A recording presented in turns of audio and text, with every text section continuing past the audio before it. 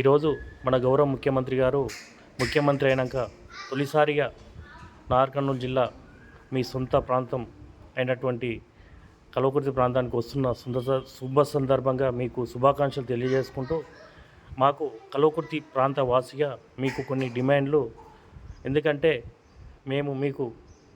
మీరు తెలంగాణకు సీఎం కావాలని, సీఎం అయితే మన ఈ పాలమూరు జిల్లా వెనుకబడిన జిల్లా డెవలప్ అవుతుందని మీకు అత్యధిక ఎమ్మెల్యే సీట్లు ఇచ్చి మీకు ఎంతో పెద్ద గిఫ్ట్ ఇచ్చారు. అందుకు మాకు, ఎందుకంటే కల్వకుర్తి లిఫ్ట్ ఇరిగేషన్ ఇప్పటివరకు సగమే పనులైనాయి.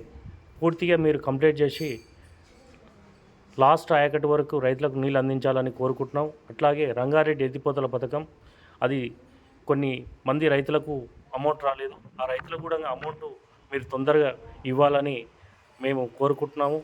అట్లాగే ఉపాధి లేని యువతకు కల్వకుర్తి ప్రాంతానికి పెద్ద ఎత్తున కంపెనీలు తెచ్చి ఉపాధి లేని నిరుద్యోగులకు ఉపాధి కల్పించాలని కోరుకుంటున్నాము.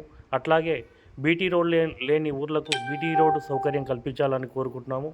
అట్లాగే విద్యార్థులకు స్కూల్ వ్యవస్థ బాగలేదు.